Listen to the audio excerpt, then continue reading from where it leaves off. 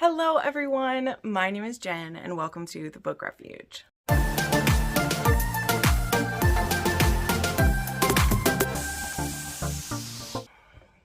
Hi everybody! So today we're doing another smash or pass video about new to me authors that I've read this year. So I know it's not quite the end of the year yet, but looking into my December, I don't have a ton of new to me authors that I'll be reading because I'm doing mostly rereads for December, as well as Patreon books that are generally rereads. So it's not that there won't be any, but December is already going to be pretty packed with like best of videos.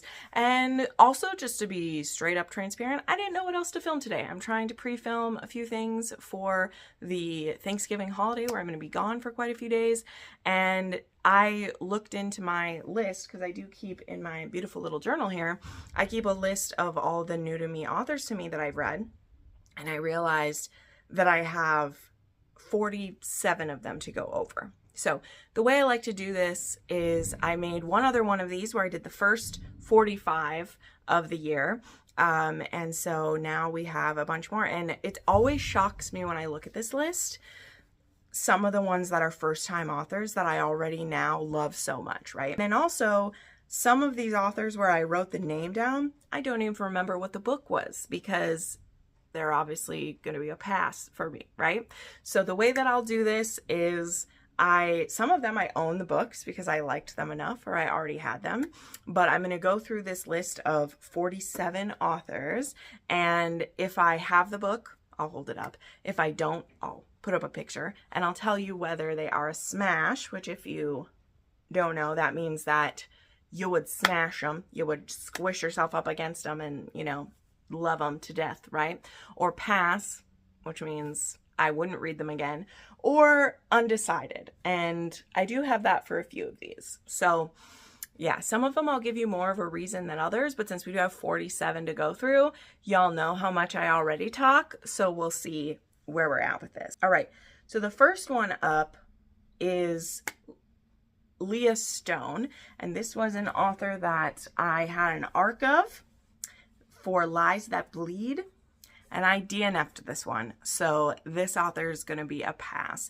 I remember being very excited for this one because it had kind of like a Hunger Games meets Fourth Wing type of aspect. There had to do with you would bond with animals, these magical people would, but you get chosen and put into this game where like you have to survive it. So like there was a lot of interesting aspects to it, but I just wasn't driving with it. And I don't know that I would try another Leah Stone. I don't know. So that one is a pass for me. Okay, then there was Selena Moore, and I read this book called Fuck It. And this was one that I saw the advertising show up on my Instagram, and it looked super cool. And so I was super interested. And this one was actually about this woman and her husband inviting her boss in to play with them, and I think it was for doing like a cuckold scene, and then she ends up having a thing for her boss and basically having an affair on her husband then. And I don't know, I thought this was going to go towards being a MMF or even an MFM relationship, and it doesn't. It's basically about this woman ending up exploring her feelings with her boss and cheating on her husband, and I did not care for it. So this was a pass for me. There was Hannah Cohen, which is the first of authors that I'm like, she was brand new to me back then, but she sure was. So Hannah Cohen, the series of hers I started with was Cherry Peak. I actually started with book 2, but I have read books 2 and 3 of her, and so she is definitely a smash.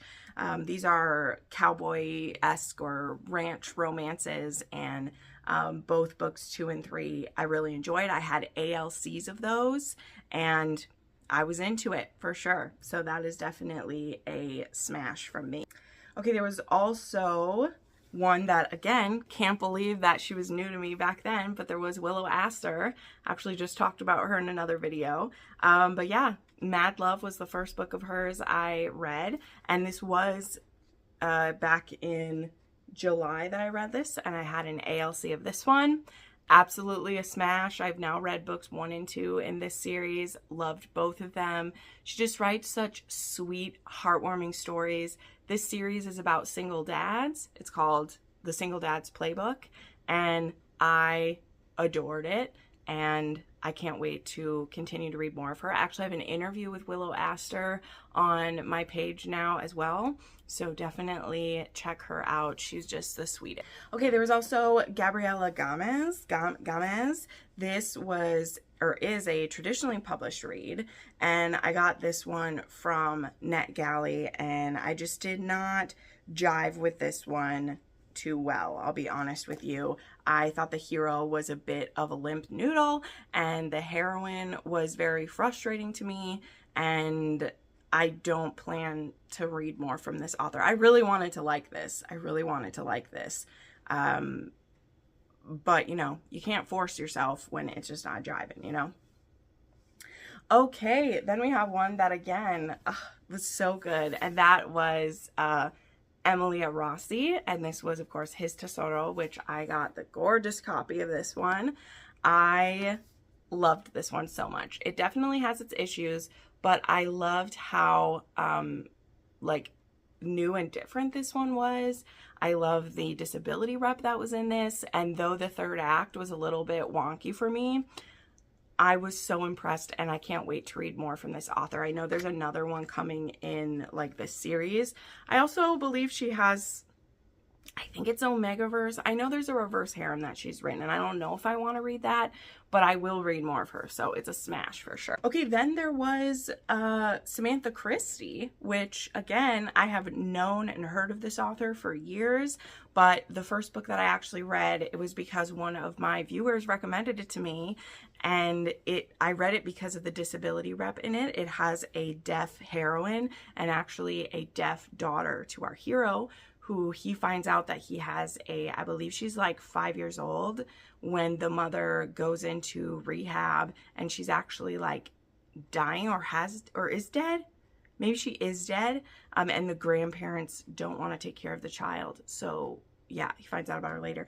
And this was just wonderful. So I have read both books 1 and 2 in this series by Samantha Christie, and I do want to read some of her backlist eventually, because I know that she has a very extensive one, and a lot of people love other books by her. So I would read more for sure. Okay, then I had a DNF by Jillian Rink, who writes Omegaverse, and I was interested in this one, but I just couldn't get into it. This is one of the ones where I'm undecided, because Jillian Rink does have some other ones I'm pretty interested in, but as I said, I'm like undecided, because I DNF'd this one, and I wasn't like super excited to try another one.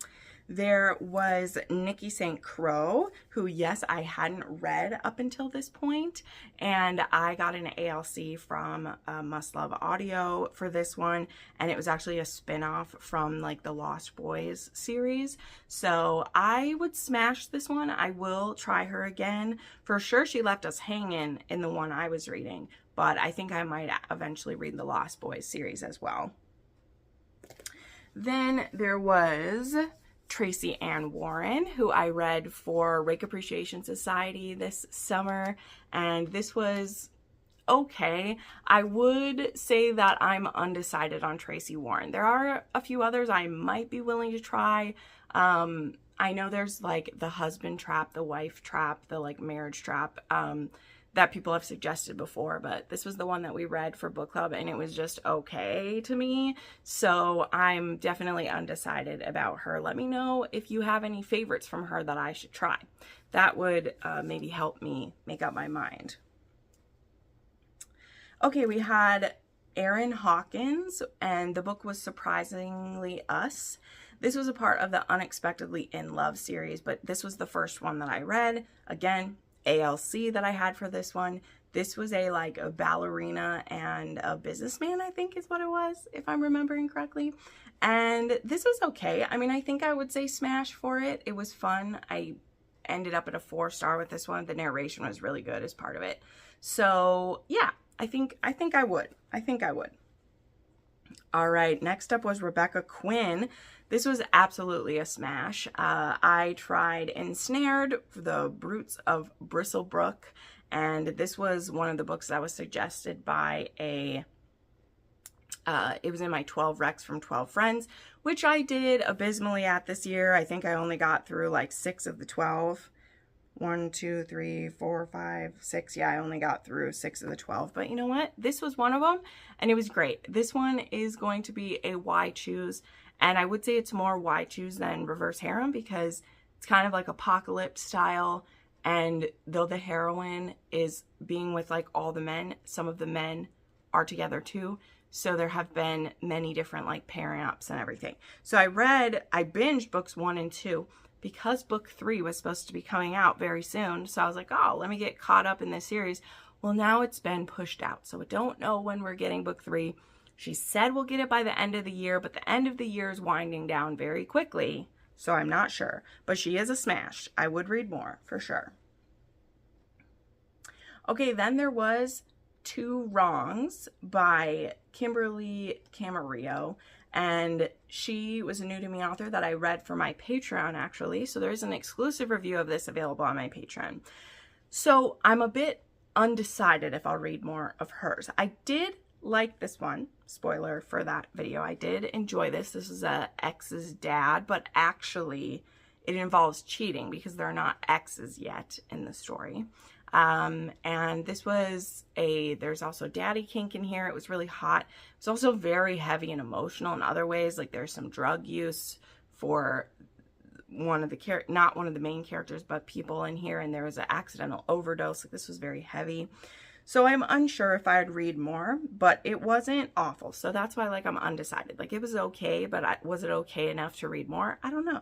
Okay, next was Hazel St. Louis, and this, of course, was one sent to me by the Nerd Fam. This was beautiful. I was sent a beautiful early arc of this one. Absolutely gorgeous artwork of it. This was a vampire romance. Now, I will say I was kind of torn on this one. I didn't rate this super highly as an advanced copy, which is kind of rare for me. I usually rank pretty highly for those, but this was just very messy. It was a very messy story. And then of course we have a cliffhanger because there's going to be more coming from this series. Now there were some interesting concepts in it, so I'm undecided. I can't just straight up say smash. Like if I heard the second book was coming out tomorrow, would I run to read it? I don't know. I don't know if I would run to read it. I'm unsure. And that's never a super great sign if I'm not immediately like I need it in my hands right now, you know, just being okay. There was Samantha Sky, and the book was called Tanner, which was the one I read. This was starting off a new series from her, and it was The Billionaires of Whisper. And this one is a smash. I'm already signed up for the next book in the series, which doesn't come until February. But this one was an age gap, enemies to lovers. He's trying to buy her land, which was left to her by her aunt, I think. And she's not sure if she wants to sell it yet. And he owns a big whiskey company with his son, and so he wants that land so that it can be used for that, and she's not sure she wants to sell it. But when he meets her, he's instantly enamored with her, and now he is unsure what he wants to do to get that land. He isn't sure. So it is a smash because I'll read more. Again, it's not because it was the most fabulous thing I've ever read, but it was a good time. It was spicy, and there was some heart to it. So we'll give it a smash. We'll give it a smash. I'm going to read the next book, so it must have been okay. Then we have one that this will surprise no one. There is Anna Carvin with Embers in the Snow. And I loved this book. I loved it, loved it. It wasn't quite 6 stars because it was a little crazy in some aspects, but I actually read or listened to an ALC of it, and then I had to have a copy of it. My big sis actually sent this to me, which is so sweet. Crystal sent it to me, and I just love this book. It's a vampire romance, fated mates, arranged marriage, and it just worked for me. This one is a standalone currently, but she said she will write more books in this world, but this does have full resolution in this one. She actually has another series that I believe is alien romance, and it was on Audible Plus, so I do have some of those checked out. I don't know when I'll be able to get to them, but they do exist. So absolute smash for Anna Carvin. I just love this book, okay? It's not perfect. People will be judgy of it, but I liked it a lot. So there we go. And there was Jessica Prince, and this book was Should Have Been Me. This was book 4 in the Pembroke series, and I had an ALC of this one. I'm undecided if I'd read more from her. This is another case of like, this book was just okay. It didn't offer me anything super special, so we'll just say that one's undecided. Okay, It Was Always You by Shannon Jade. This was a new to me author that I signed up for an arc of to, you know, give it a go. It's a mafia, and it's actually a friends to lovers. This is book 1 in the 4 Points Mafia, and the heroine actually doesn't know that she is related to a mafia don. Her identity has been kept from her to keep her safe, and actually her friends that she's had in high school are other kids of the mafia who've kind of been assigned to protect her in a way. So it was just all right. I don't know if I'd continue because it had absolutely like, the plot was just too weird. This isn't the book to go into it. Check out my review of it, or the video to go into it. Check out my review. Okay, there was Amy Oliveira, and I read, or Oliveira, I don't know, and it was Keepsake is what I read. This, I had an ALC of this. This was an absolute smash. I will totally read this again. This was from Must Love audiobook. I love the narrators. They were wonderful. And this was a part of their audios in color grant that they give out. So they give an author of color a grant to get their audiobook made, which I just think is so cool.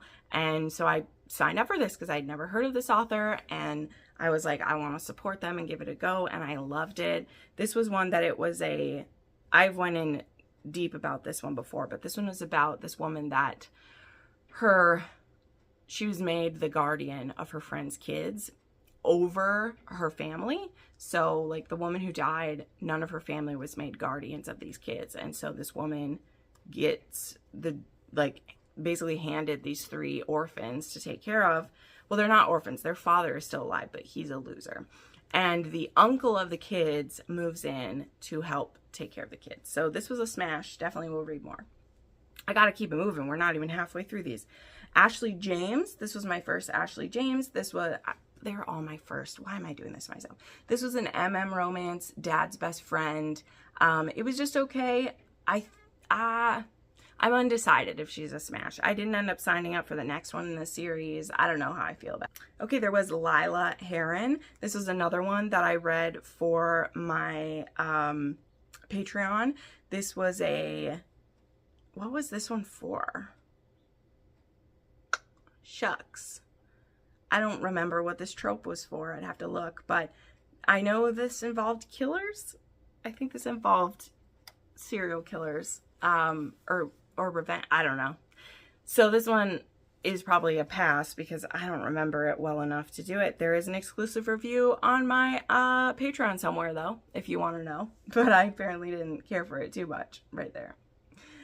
All right, there was E.L. Lewis, and the book was Milo. This one, I think, is a smash. I think I would read more of this author. So this was a mafia romance, and it was one where the woman, I believe she sees something she shouldn't, and instead of killing her, the guy takes her captive and wants to use her for his mafia, for his mafia work. He wants to use her, and ends up, I think, forcing her into marriage as well, and he keeps her. And I don't remember it perfectly, but I know that it was pretty good. So I would try this author again. Yeah, I read an arc of that, and it was pretty good. Okay, Angela Ford. This was a pass. I read this author for the Phantom Romance Readathon. The next couple books I actually read for that. And this was a retelling. The book was Music of the Night, and I was so bored. And you'll see that the rating for this on Goodreads is 3.2. Okay, that's never a great sign.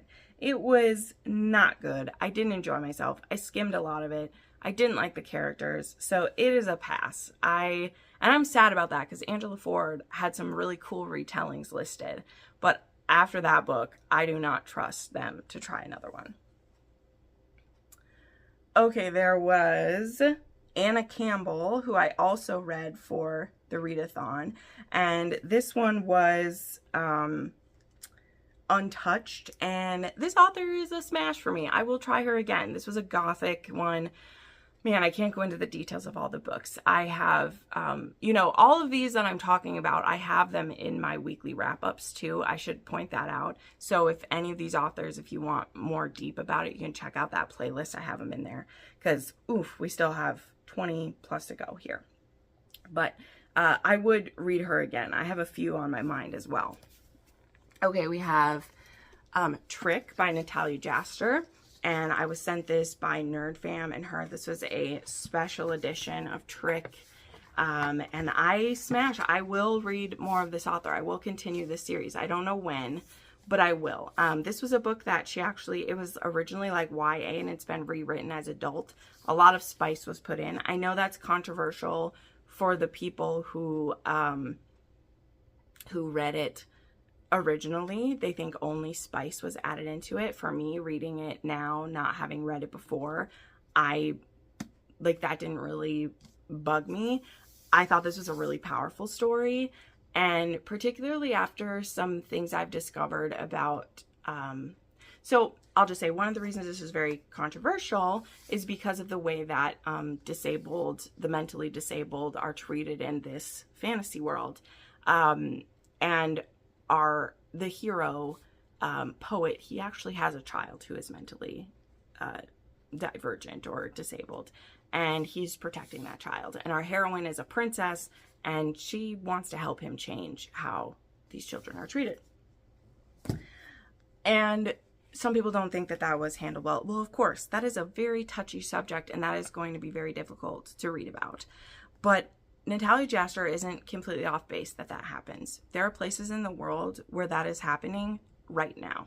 In fact, not to take this on a side tangent, but one of the reasons why Trick really hit me hard is that there is a missionary that my church supports. Cannot name them or where it is because it is literally in danger, if people would know, because it's illegal to be a Christian in this country or whatever. But there's a country where the physically and mentally disabled children are just left in a building to die because there's no support or understanding for disabled children.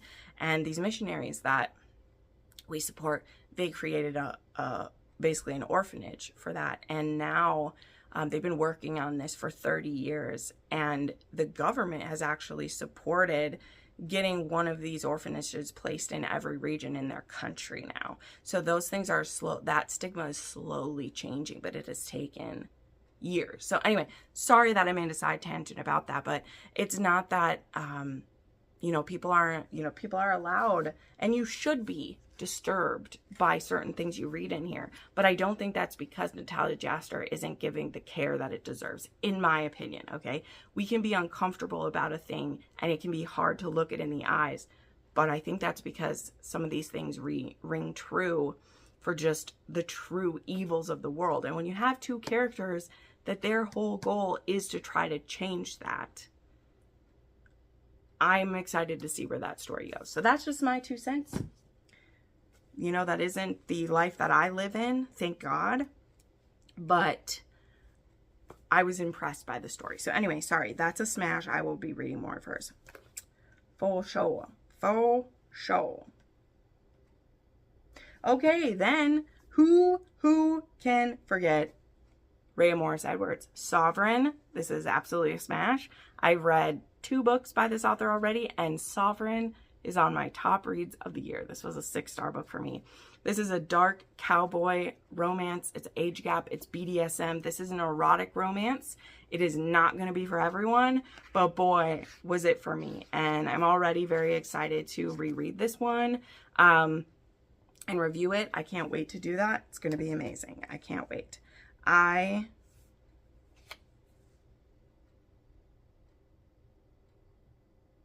almost there. That's crazy. I love that one. Some of these I definitely had missed. That's why they're out of order. We're getting to it. So when I had finished filling out the list, I realized I'd missed some authors that were new to me. So we're like bouncing around a little bit now with some of these, because one of the authors that I missed mentioning was Fonda Lee. So this isn't a romance author. This is a fantasy author. And I read the Jade City books. I've read books 1, and book 2, and I'm going to be reading book 3 very soon. So definite smash on this author. I wish she had more books for me to read, but she doesn't. She's working on her next book, but currently that's what we got. Here we go. Kendall Hall. I read About That One Night. I had an ALC of this one. It was an accidental pregnancy. I think this author's probably a pass. Like, I didn't sign up for the next ALC from her. This book wasn't horrible, but it also relies on a lot of tropes that I don't care for, so we'll give that one a pass. There was Heidi Kimball. I read Heart in the Highlands in September, and this author is a smash for me. This was a very emotional read. This author writes like inspirational romance, though. This was like a Christian romance, basically. Absolutely closed door, but it was really beautiful. Very beautiful. Like a second chance romance, marriage in trouble type story. It was really, really powerful. Katie Wismer, I finally tried her for the first time. This was definitely a smash. I will read her again. This was her small town contemporary she has, and this series that she's working on now, I will read more of it. It was really good. J.D. Carruthers I read.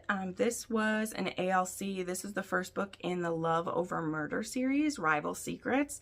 This one was really unique, so I would give this author a smash from me. This was a like sort of murder mystery. It takes place in Vegas. It is a celebrity chef competition, and our hero is actually a prince from another country who is there to be a judge for this event. His friend actually, I think, like owns the restaurant or the hotel it's happening at, and he gets asked to be a judge. And our heroine originally goes as being an alternate for the event, but when one of the contestants gets murdered, she gets brought in to the competition. And I enjoyed this. It was a solid 4-star read, but also like I would read more of the author, so it's not horrible. Katarina St. Clair, I read Forgive Me, Father. This was a smash. Okay, this book was wild. It was crazy. A forbidden romance. It was spicy. I've talked about this book many, many times, so I won't go into it here, but I will read more of her, so definitely a smash. But Ruin from Gillian Eliza West. So technically I've read this author before, but she wasn't published before now. So we are going to call her a new to me author. And I love this. This was like a Hades and Persephone reimagined type story. And this is originally a fanfic author. So I'm putting her here. I'm doing it. I'm slapping her up here. So definitely would read her again. Okay. All right, next there is Elliot Rose with Chasing Wild was the first one that I read from her, and this was a smash. No one's surprised. I've already read Braving the Storm as well. Really liked it, so totally a smash for this one. Love this author. Dark cowboy romance from her as well. There was Gemma Ashbourne. This is a pass, sadly. I received both of this book and the next book that is an arc. That was an arc of this, and this just wasn't working for me. It was supposed to be, I think, vampires are involved and death and all these things, and it just wasn't a go for me, unfortunately. Then there was Icebreaker by Kat Mazira and Elise Faber. This is going to be a pass for me as well. I just didn't appreciate how these authors told this story, how there was no trigger warnings for what was happening in this story, how this kind of was like had romantic comedy things in it and then hit us in the face with very dark elements. I just didn't care for that at all, unfortunately. You wouldn't be able to tell from the cover that it has, but that just didn't work for me. Okay, this one was a shock. I had never read Christy Caldwell before. Though I didn't vibe quite well with this author, I would still call them a smash because I am going to read more from her, and I was very kindly sent a signed copy of this one. This one was all right. Like, it's decent. It's just the hero character, I don't really understand what like causes his change of heart very well. And so the insta lust that turns to love so violently almost was just a lot of a whiplash, but very atmospheric story. It's very much like there's a storm and she can't leave, and he's like very attracted to her. Like it had a lot. There was a lot going on with it. Cassandra Gannon. This was my Patreon pick for October. As you can tell, my Patreon picks are often new to me authors, and I love that. So I have a exclusive review of this one on my Patreon as well. And this author, I would say, is a smash. I will try her again. This was a ghost romance from her, and it was very unique. And I would, as I said, try them again. Okay, Eris Adderley. This was sent to me by a viewer, and this was a very wacky, wild, erotic romance. I don't know if Eris Adderley will be a repeat read for me. There are some other books by them that people have suggested to me and want me to try, and I just don't know if I would. Like, it was all right to read. It was very like absurdist erotic romance, almost erotica. So I don't know. I'm undecided. It depends on the book that gets recommended to try. But I did have a good time with Bass Ackwards. I wouldn't, there will be specific situations where I may recommend it, we'll say. Britt Benson. I finally tried Britt Benson. I can't believe it's been so long. And Smash. I will try Britt Benson again. This was a very emotional rock star romance from them. And I listened to an ALC. And as I said, I would try them again. We have Shea Ruby. And the book I tried from them was Unhollowed. And damn, I have to say smash for this one. Though this book was insane. I read this on Halloween, and it is a like teaser book, okay? It says it's a prequel. It was definitely the like prologue to a story. And the author even explains that she wasn't sure whether she wanted to continue writing this story. So she wrote like a novella to like introduce these characters. This was very bloody. There was human sacrifice. There's assault, there is sharing, there is a forced marriage. Like, there are so many trigger warnings for it, absolutely. But that's like what you're in for when you read it. So there is that, you know, like, it's a lot. But it was interesting. I'll give it that. Okay, Holly June Smith. I read Can I Tell You Something? And I'd say this author was a smash. This was fun. Best read in audio form because it is actually about a spicy narrator. And he gets brought home with his friend for the Christmas holiday. And it turns out the younger sister of his friend listens to his erotic narrations. So definitely an interesting situation for them over Christmas. Okay, I read All Through the Night by Connie Brockway. This was my first Connie Brockway. I am undecided, yet leaning towards a smash for Connie Brockway, though this book wasn't the best. I read this one for Rake Appreciation Society. This wasn't my favorite historical I've ever read, but I thought the storytelling was intriguing. This was just completely based on insta-lust, and in historical romances, that's not my favorite way to go with those type of stories. Okay, there was Sylvia Mercedes, and I gotta say, this author is a pass for me. I had a rant review about this in a not too long ago weekly wrap-up. I thought this author made her characters so frustrating. It was almost impossible to stomach them. And so there's a cliffhanger for this. There's more to the stories to go, but I just don't know if I have the wherewithal or the drive to do it. So it's a pass for me. Okay, I tried. Susie Murphy was the other author we read for Rake Appreciation Society this month, for November, and this author was a smash for me. I actually read books 1 and 2, and I would have read book 3 right away, but I had so many arcs to get to that I could not stop and spend that much time on a single author. But this was a very hard story. She's a little more towards, so the way I explain it is that the books 1 and 2 read a little more like historical fiction, but the trilogy, there'll be 3 books in their story, is a historical romance. So if that makes sense. Like there are cliffhangers for books 1 and 2, but by book 3, it will be a romance. And their romance does drive a lot of the story. It's just, there's a lot of like outside stuff involved. It's Irish, it's emotional, and I was really drawn into it. I liked it a lot, even though it was hard to get through. Okay, S.J. Hooks. I would love to say smash to this author, but it turns out S.J. Hooks really doesn't have many books at all. I think there's only like one other one. This is an erotic billionaire romance.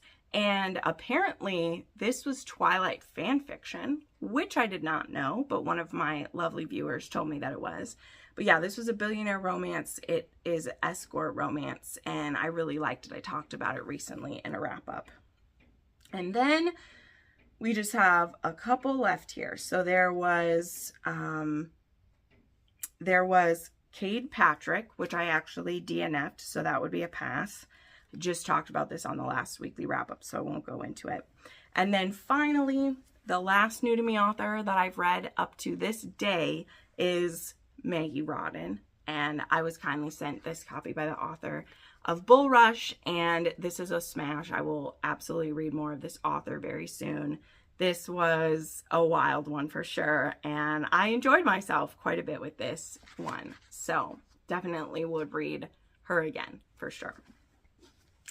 Woo! So we made it. We made it. We did that 47 books in 40 minutes, or 47 authors, and I will have links to a book of each of them down below. They'll all be there, so if there's any you want to try, I'll have the weekly wrap-ups linked up here if you would like to see more of my thoughts. As I said, I had to speed it up so we weren't here for 2 hours of these, but I'm very proud of myself in this year of 2024 that, I mean, I will have read 100 new to me authors this year by the end of the year, and this is a year that I really put an effort into that. So what that will mean is I'll have read about 450 books by the end of the year.